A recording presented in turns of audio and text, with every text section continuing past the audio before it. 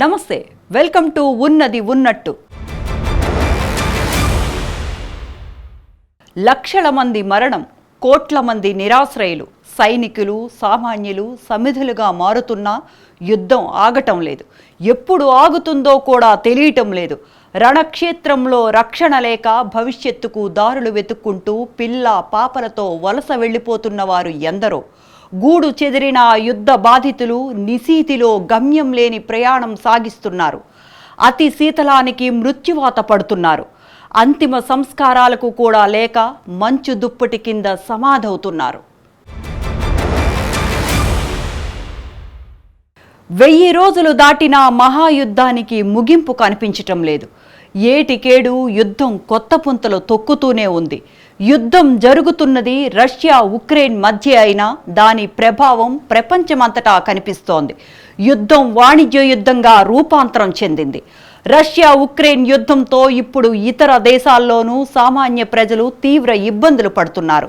ఈ యుద్ధం ఇలాగే కొనసాగితే సమీప భవిష్యత్తులో భారీ మూల్యం చెల్లించుకోక తప్పని పరిస్థితులు కనిపిస్తున్నాయి.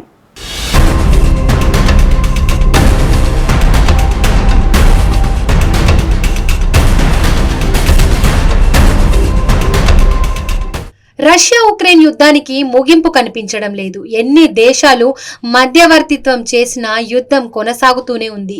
యుద్ధంలో ఆధిపత్యం కోసం పశ్చిమ దేశాలు ఉక్రెయిన్ కు అండగా నిలవడంతో ఈ యుద్ధం పశ్చిమ దేశాలకు రష్యాకు మధ్య జరుగుతున్న యుద్ధంగా రూపాంతరం చెందింది. సరిహద్దులు దాటిన యుద్ధం ఉక్రెయిన్ మొత్తాన్ని చుట్టుముట్టింది. ఉక్రెయిన్లోని లక్షల మంది సమీప దేశాలకు వలస వెళ్లి తలదాచుకుంటున్నారు. ఇటు రష్యాలోనూ పరిస్థితులు అంత ప్రశాంతంగా ఏమీ లేవు.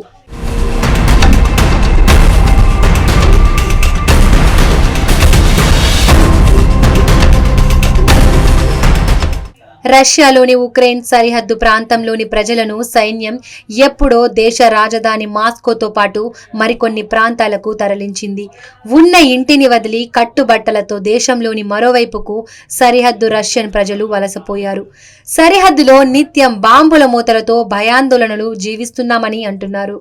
ఇటు ఉక్రెయిన్ మొత్తం ఖాళీ అయ్యింది. దేశ జనాభాలోని 80% మంది ప్రజలు ఐరోపా దేశాలకు వలసపోయారు. 10% మంది ప్రజలు ఇంకా ఉక్రెయిన్లోనే బిక్కుబిక్కుమంటూ జీవిస్తుండగా మరో 10% మంది ప్రజల ఆచూకీనే తెలియడం లేదు. వాళ్ళు తిరిగొస్తారన్న ఆశతో కుటుంబ సభ్యులు ఎదురు చూస్తున్నారు.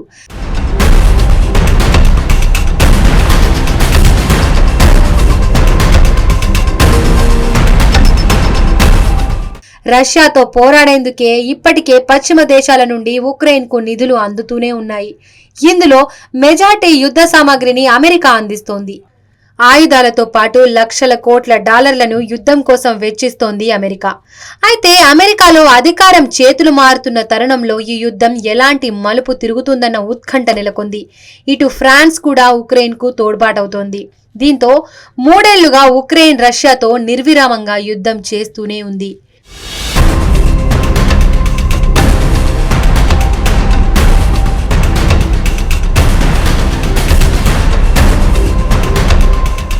యుద్ధం ప్రారంభమైనప్పటి నుంచే అమెరికా రష్యాపై అనేక ఆంక్షలు విధించింది. రష్యా ప్రధాన ఆదాయ వనరు అయిన చమురు ఎగుమతులపై అమెరికా ఆంక్షలు ఇప్పటికీ కొనసాగుతున్నాయి. ఆంక్షలను లెక్క చేయకుండా రష్యా యుద్ధాన్ని కొనసాగిస్తూనే ఉంది. 2 దేశాల్లో ఏ ఒక్క దేశం వెనక్కి తగ్గే సూచనలు లేకపోవడంతో యుద్ధం ఆగే పరిస్థితులు కనిపించడం లేదు. ఈ యుద్ధం కారణంగా ప్రపంచ దేశాలు ప్రత్యక్షంగా పరోక్షంగా ప్రభావితం అవుతూనే ఉన్నాయి. యుద్ధాన్ని అమెరికా ప్రతిష్టాత్మకంగా తీసుకోవడంతో అమెరికా ప్రజలు శ్రమించి కట్టిన లక్షల కోట్ల పన్నులు ఈ యుద్ధంలో ఉపయోగించబడుతున్నాయి.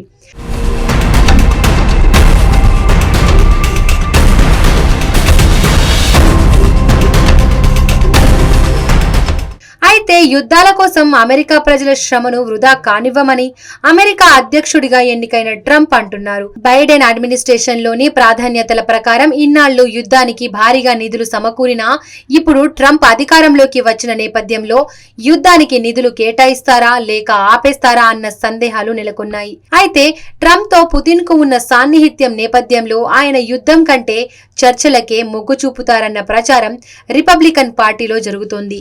దీంతో ట్రంప్ వచ్చిన తర్వాత రష్యా ఉక్రెయిన్ యుద్ధానికి ఓ పరిష్కారం దొరికే అవకాశం ఉందని విశ్లేషకులు అంటున్నారు. I know Zelensky very well because he was very honorable with the fake phone call, impeachment hoax number 1. They said I made a phone call to him and I was very threatening. I wasn't at all. I was actually very nice. I was congratulating him on a victory. But when they asked him, they said, were you threatened? He didn't even know what they were talking about. He was very honorable. He could have done grandstand and said, yeah, I felt threatened. He didn't do that. And as you know, I get along very well with Putin. I would tell Putin, got to settle. I would tell Zelensky, you got to settle. I would tell one, you're going to load up with money. I'd tell the other, you're not going to get any money. I would get a settlement in 24 hours. Now, it should have never happened. You have thousands, hundreds of thousands of dead people right now. Hundreds of thousands. You have cities that are obliterated. I don't know if you've ever seen the cities after they finish with the rockets. You have cities with no buildings standing. It looks like just a demolition zone. It's so horrible. Sad. And and then they'll say 2 people were hurt. No, hundreds of people and thousands of people were killed. You're going to find out when this whole thing is over that the number of people killed is far greater than they tell you. They're not telling you the truth. Many thousands, hundreds of thousands of people are dying. These cities are being obliterated. ఉక్రెయిన్లోని majority భూభాగాలు తమ ఆధీనంలోకి రావాలని, లేకపోతే ఇంత సుదీర్ఘ యుద్ధానికి ఫలితం లేకుండా పోతుందన్న భావనలో రష్యా అధ్యక్షుడు పుతిన్ ఉన్నట్లు తెలుస్తోంది. ఏ చిన్న భూభాగాన్ని వదులుకునేందుకు ఉక్రెయిన్ సిద్ధంగా లేకపోవడంతో నూతన సంవత్సరంలో కూడా యుద్ధం ఆగుతుందన్న ఆశలు సన్నగిల్లుతున్నాయి. యుద్ధాన్ని ఆపేస్తానని ఎన్నికల ప్రచారంలో పదే పదే ప్రసంగించిన ట్రంప్ తన మధ్యవర్తిత్వాన్ని ఎలా సఫలీకృతం చేస్తారో చూడాలి.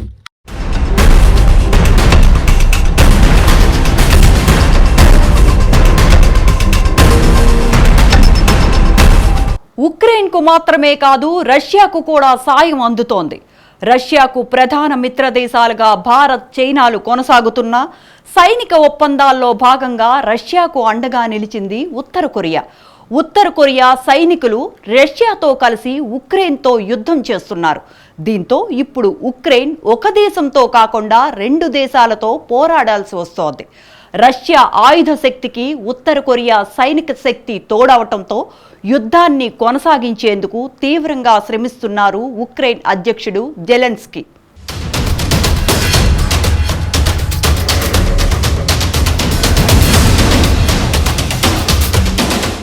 రష్యా ఉక్రెయిన్ మధ్య ప్రస్తుతం కూర్స్క్ రీజియన్లో యుద్ధం తీవ్రంగా సాగుతోంది. ఈ కూర్స్క్ రీజియన్ వ్యూహాత్మక ప్రాంతం కావడంతో ఇక్కడ ఆధిపత్యం కోసం 2 దేశాలు హోరాహోరీగా తలపడుతున్నాయి. ఈ ప్రాంతంలో యుద్ధం కారణంగా 2 వైపుల నుండి తీవ్ర సైనిక నష్టం జరుగుతోంది. గడిచిన 10 రోజుల్లో 2 దేశాల వైపు దాదాపు 15,000 మంది సైనికులు మరణించారన్న అంచనాలు ఉన్నాయి. ఈ నేపథ్యంలోనే రష్యా అధ్యక్షుడు పుతిన్ వ్యూహాత్మకంగా యుద్ధంలో ముందుకు వెళ్తున్నారు.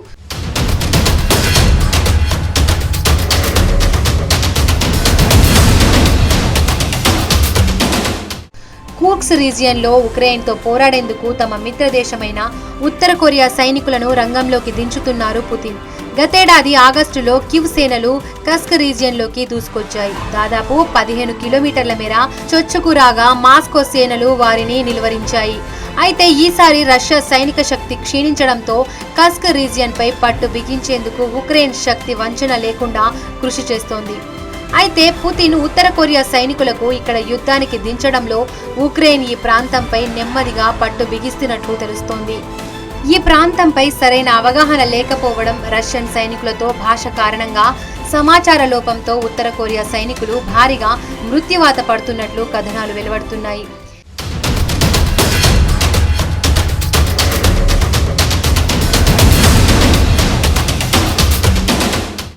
ఇన్ని రోజులు వేల మంది సైనికులను పోగొట్టుకున్న జెలెన్స్కీ బలగాలు తాజాగా పుతిన్ సైన్యాన్ని భారీ దెబ్బ కొట్టినట్లు తెలుస్తోంది. గడిచిన 2 రోజుల్లో ఆ ప్రాంతాల్లో మోహరించిన రష్యన్ పదాతి దళం బెటాలియన్ మొత్తాన్ని అంతమొందించినట్లు ఉక్రెయిన్ అధ్యక్షుడు జెలెన్స్కీ చేసిన ప్రకటన ఇప్పుడు చర్చనీయాంశంగా మారింది. రష్యన్ సైన్యానికి మద్దతుగా పోరాడుతున్న ఉత్తర కొరియా సైనికులు కూడా భారీగా చనిపోయినట్లు ప్రకటించడం ఉద్రిక్తతలకు దారితీస్తోంది. అయితే ఉక్రెయిన్ సేనలను అణిచివేసేందుకు రష్యా వ్యూహాత్మక దాడులకు సిద్ధమవుతోంది. పోక్రోస్ ప్రాంతంలో ప్రస్తుతం తీవ్రంగా సాగిస్తోంది. ఖార్కివ్, సుమీ రీజియన్లలోని గ్రామాలపై గైడెడ్ ఏరియల్ బాంబులను రష్యా ప్రయోగిస్తూ ఉక్రెయిన్ సైనికులను అడ్డుకుంటోంది.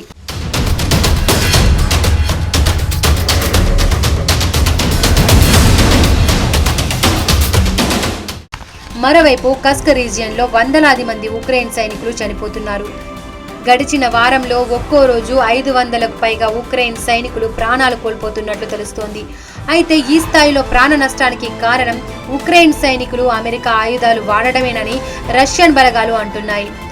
అధునాతన ఆయుధాలతో తమపై దాడిని కీవ్ సేనలు ప్రయత్నిస్తున్నారని, అందుకే ఆత్మరక్షణ కోసం తాము కౌంటర్ అటాక్కు దిగుతున్నామని రష్యన్ ఆర్మీ అంటోంది. ఉక్రెయిన్ సైనిక ఎయిర్పోర్టులో డ్రోన్ అసెంబ్లీ కేంద్రాలు, ఆయుధ గిడ్డంగులను దెబ్బతీసినట్లు మాస్కో వివరించింది.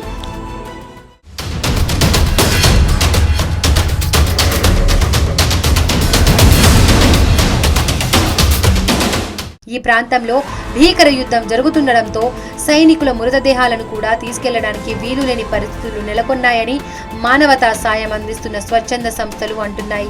కనీసం ఏ సైనికుడు ఏ దేశానికి చెందినవాడో తెలియని పరిస్థితులు ఉన్నాయని ఇక్కడ విధులు నిర్వహిస్తున్న మీడియా ప్రతినిధులు చెబుతున్నారు. యుద్ధం ప్రారంభమైన తొలినాళ్లలో మరణించిన సైనికుల మృతదేహాలను వాళ్ల కుటుంబాలకు అప్పగించిన కొద్ది రోజులుగా 2 దేశాల్లో సైనికుల మృతదేహాల అప్పగింత నిలిచిపోయినట్లుగా తెలుస్తోంది.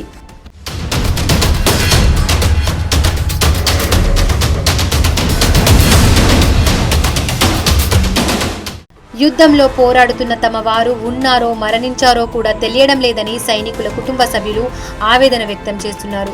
2 దేశాల్లో దాదాపు 50,000 మంది సైనికుల కుటుంబాలకు గడిచిన ఏడాదిగా ఎలాంటి సమాచారం లేదని తెలుస్తోంది. ఇక రష్యా కోసం పోరాడుతున్న ఉత్తర కొరియా సైనికుల్లో 50% కంటే ఎక్కువ మంది చనిపోతున్నారని యుద్ధ క్షేత్రంలో విధులు నిర్వహిస్తున్న అమెరికన్ మీడియా చెబుతోంది. అయితే 2 వైపులా సైనిక శక్తి క్షీణించడంతో ఇప్పుడు 2 దేశాలు కొత్త వాణిజ్య యుద్ధానికి తెరలేపాయి.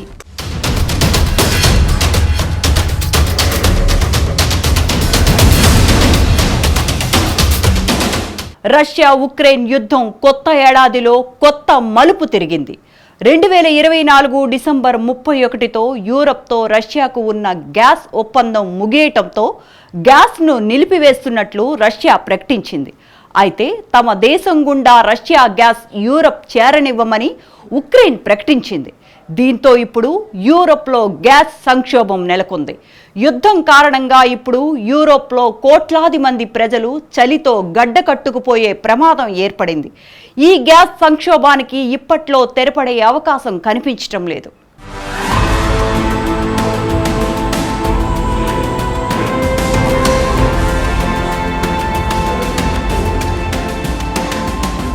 ఉక్రెయిన్ మీదుగా యూరప్కు రష్యా గ్యాస్ సరఫరాకు తెరపడింది. 5 ఏళ్ల ఒప్పందం ముగిసిపోవడంతో రష్యా గ్యాస్ సరఫరా నిలిపివేయాల్సి వచ్చింది. దీంతో దశాబ్దాలుగా సాగిన ఈ అంకం ముగిసింది. అయితే రష్యా గ్యాస్ ఆగిపోవడంతో యూరప్లోని చాలా దేశాలు గ్యాస్ సంక్షోభం ముంగిట నిలిచాయి. అయితే యూరోపియన్ యూనియన్ మాత్రం తాము ఏమాత్రం ఆందోళన చెందడం లేదని ప్రకటించింది. ఈ మార్పుకు తాము సిద్ధంగా ఉన్నట్లు యూరోపియన్ యూనియన్ తెలిపింది.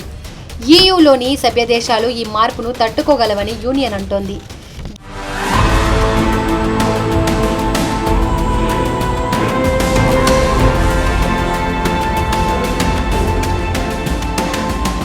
గ్యాస్ ఇబ్బందులు లేవని యూరోపియన్ యూనియన్ ఓవైపు చెబుతుంటే మరోవైపు పరిస్థితులు భిన్నంగా కనిపిస్తున్నాయి. యూరప్ సరిహద్దు దేశమైన మొల్డోవా ఇప్పటికే గ్యాస్ కొరతతో ఇబ్బందులు పడుతోంది. రష్యా 1991 నుండి ఉక్రెయిన్ మార్గాన యూరప్కు గ్యాస్ సరఫరా చేస్తోంది. 2025 జనవరి 1 ఉదయం 8 గంటల నుండి ఉక్రెయిన్ మార్గాన యూరప్కు రష్యా గ్యాస్ ఎగుమతులు నిలిచిపోయాయని రష్యా కంపెనీ గాజ్ప్రామ్ ప్రకటించింది. ఈ నిలిపివేత వల్ల తక్షణ పరిణామాలు అంత తీవ్రంగా ఉండవని తొలుత భావించినా చాలా తొందరగానే యూరప్ ప్రజలు గ్యాస్ కోసం అల్లాడతారన్న విశ్లేషణలు వెలువడుతున్నాయి.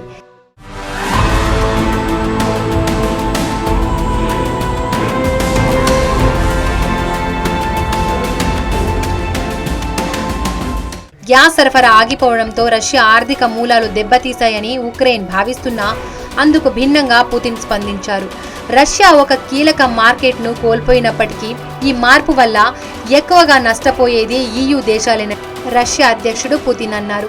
గడిచిన 3 ఏళ్లుగా రష్యా నుండి గ్యాస్ దిగుమతులను EU గణనీయంగా తగ్గించింది. ఇతర దేశాలతో పోల్చితే రష్యా గ్యాస్ చవక ధరకు లభించడంతో యూరప్లోని మెజారిటీ దేశాలు రష్యా గ్యాస్ పైనే ఆధారపడ్డాయి. దీంతో రష్యా ఏటా దాదాపు 5 బిలియన్ యూరోల ఆదాయం ఆర్జించింది.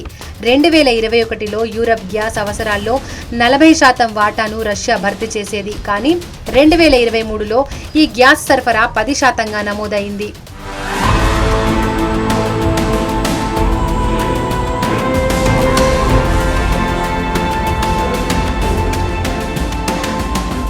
తప్పనిసరి పరిస్థితుల్లో రష్యా గ్యాస్ను యూరప్ దేశాలు నిరాకరిస్తున్నా ఈ విధానాన్ని పలు దేశాలు ఎంతో కాలం పాటించలేవన్న అభిప్రాయాలు ఉన్నాయి. మెల్డోవాకు జనవరి 1 నుండి గ్యాస్ సరఫరాను నిలిపేస్తామని డిసెంబర్ 28న రష్యా గ్యాస్ కంపెనీ గాజ్ప్రామ్ ప్రకటించింది. ఈ ఆరోపణలను మెల్డోవా అధ్యక్షుడు కొట్టిపారేశారు. ఈ ఇంధనాన్ని రష్యా ఒక రాజకీయ అస్త్రంగా వాడుతోందని ఆయన ఆరోపించారు. రష్యా చేపడుతున్న చర్యల వల్ల చలికాలం వేళ వేడి, కాంతి లేకుండా ట్రాన్స్నిస్ట్రియాకు హీట్ వేడి నీటి సరఫరా ఆగిపోయింది. I feel we're going into a crisis that will be very difficult to solve at this moment, and I don't really see a way out of it, and it worries me. Price increases are one thing, but when there's no gas at all, that's something entirely different. There will be no heating, no lights. So we're entering a very difficult year. 2025లో సాధారణ ఎన్నికలకు ముందు తమ దేశాన్ని అస్థిరపరిచే లక్ష్యంతో క్రెమిన్ blackmail చేస్తోందని మెల్డోవా అధ్యక్షుడు మయా సాండు ఆరోపించారు. ఉక్రెయిన్పై Russia దాడి ప్రారంభించినప్పటి నుండి ఖతార్, అమెరికా నుండి ద్రవీకృత సహజ వాయువు, అలాగే నార్వే నుండి పైపుడు గ్యాస్ రూపంలో EU ప్రత్యామ్నాయ వనరులను కనుగొంది. అయితే రష్యాతో పోల్చితే అమెరికా నుండి దిగుమతి చేసుకుంటున్న సహజ వాయువు ధరలు చాలా తక్కువగా ఉంటాయి. దీంతో ఇప్పుడు గ్యాస్ కొనుగోలుకు యూరప్ దేశాలు మిలియన్ యూరోలు అదనంగా చెల్లిస్తున్నాయి.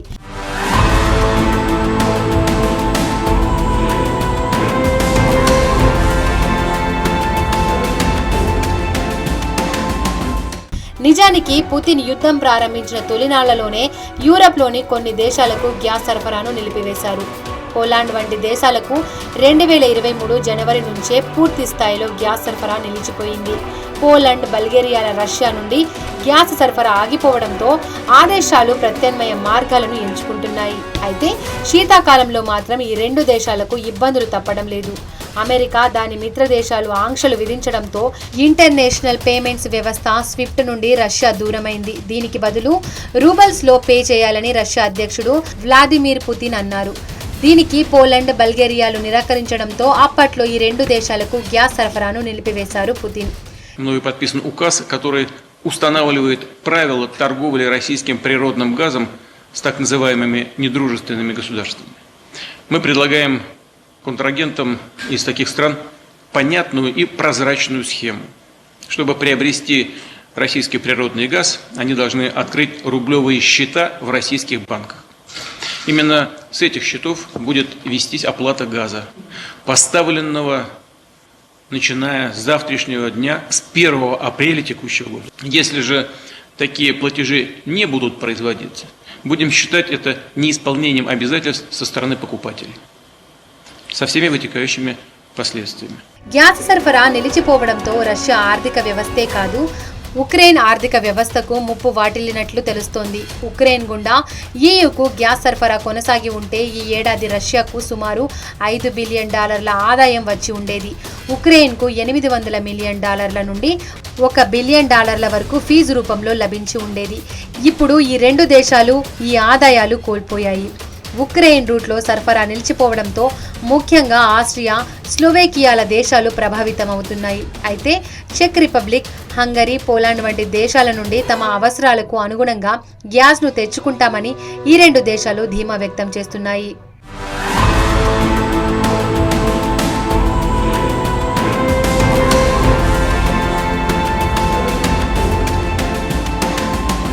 మరికొద్ది రోజుల్లోనే ఈ గ్యాస్ ప్రభావం యూరప్ పై ఏ విధంగా ఉంటుందో తెలిసిపోతుంది. అయితే ప్రస్తుతం చలికాలం కావడంతో ఈ సీజన్ ఎలా గడుస్తుందో అన్న ఆందోళనలు యూరప్ అంతటా మొదలయ్యాయి.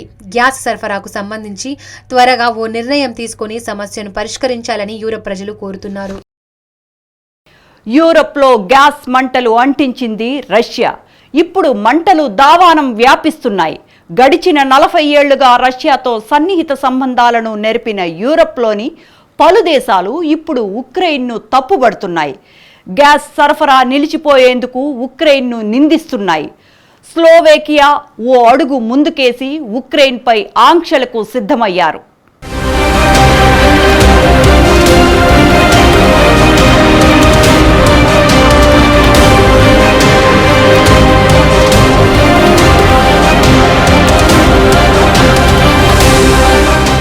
రష్యా ఉక్రెయిన్ యుద్ధ ప్రభావం యూరప్పై ఇప్పుడు స్పష్టంగా కనిపిస్తోంది. గడిచిన 40 ఏళ్లుగా రష్యా నుండి యూరప్ దేశాలకు ఉక్రెయిన్ గుండా గ్యాస్ సరఫరా జరిగేది. అయితే రష్యా ఉక్రెయిన్ యుద్ధం మొదలైనప్పటి నుండి ఈ గ్యాస్ సరఫరా నెమ్మదిగా తగ్గుతూ వచ్చింది. అయితే తాజాగా యూరప్తో రష్యాకు ఉన్న గ్యాస్ ఒప్పందం ముగియడంతో రష్యా గ్యాస్ను అడ్డుకుంటున్నట్లు యుక్రెయిన్ అధ్యక్షుడు జెలెన్స్కీ ప్రకటించారు. తమ రక్తంతో రష్యాని మరిన్ని డాలర్లు సంపాదించుకునే అవకాశం ఇవ్వనని జెలెన్స్కీ ప్రకటించారు. ఇటు రష్యా కూడా ఒప్పందం ముగిసిన కారణంగా గ్యాస్ సరఫరాను నిలిపివేస్తున్నట్లు ప్రకటించింది.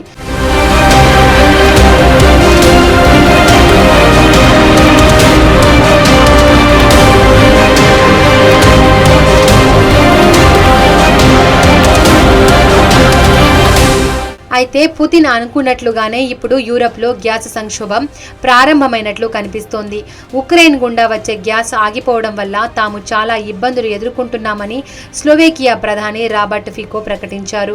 తమ దేశంలో గ్యాస్ సంక్షోభానికి ఉక్రెయిన్ బాధ్యత వహించాలని డిమాండ్ చేస్తున్నారు.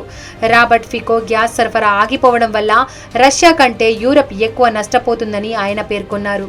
యూరప్లోని గ్యాస్ సమస్యను ఉక్రెయిన్ అధ్యక్షుడు జెలెన్స్కీ వెంటనే పరిష్కరించాలని, లేకపోతే తీవ్ర పరిణామాలు ఎదుర్కోక తప్పదని హెచ్చరించారు.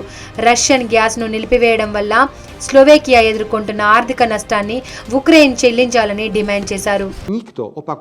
In world politics, it absolutely applies that it does not matter whether elephants love or fight. The grass always suffers.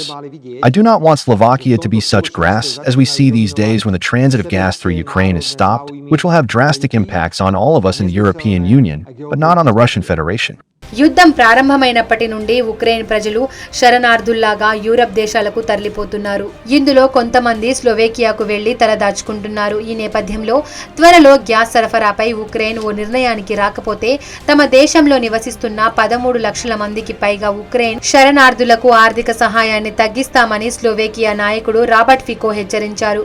Ukraine గుండా సరఫరా అవుతున్న గ్యాస్తో స్లోవేకియాకు చాలా ప్రయోజనాలు ఉన్నాయి. ముఖ్యంగా రష్యా చౌక ధరకే స్లోవేకియాకు గ్యాస్ సరఫరా చేస్తుండటంతో స్లోవేకియాకు ఏటా 1000 కోట్ల యూరోలు ఆదా అవుతున్నాయి.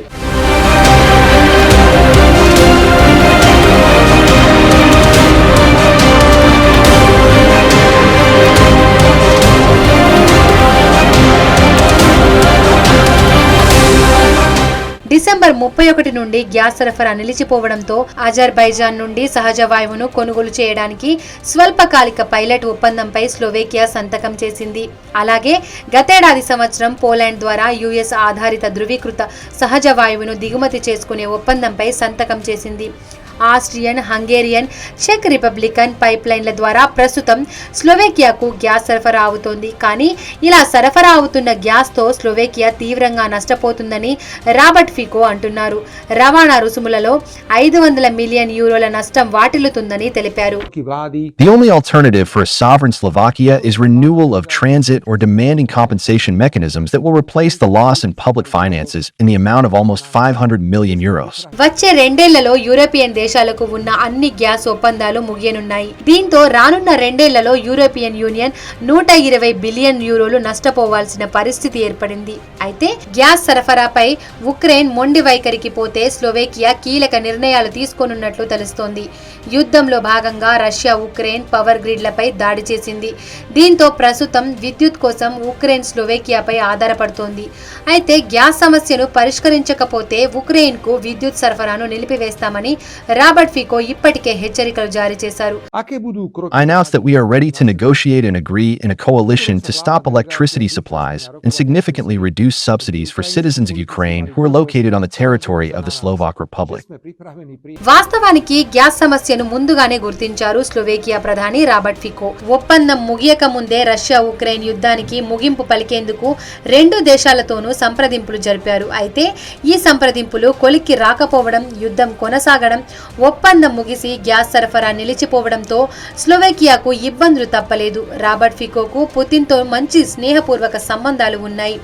స్లోవేకియా గ్యాస్ సరఫరా చేసేందుకు రష్యా సిద్ధంగానే ఉన్నా ఉక్రెయిన్ తమ భూభాగం నుండి సరఫరాకు అంగీకారం తెలుపుతుందో లేదో చూడాలి.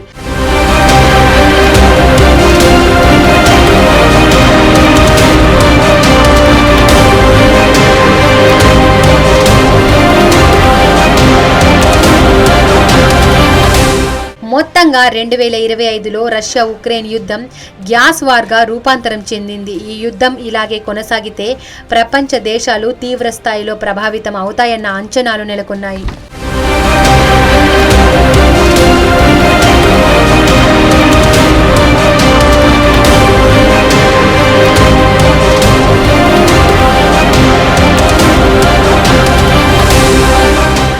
ఇవి ఇవాల్టి ఉన్నది ఉన్నట్టు. మరిన్ని అంశాలతో రేపటి ఎపిసోడ్లో మళ్ళీ కలుసుకుందాం. స్టే ట్యూన్ టు స్వతంత్ర.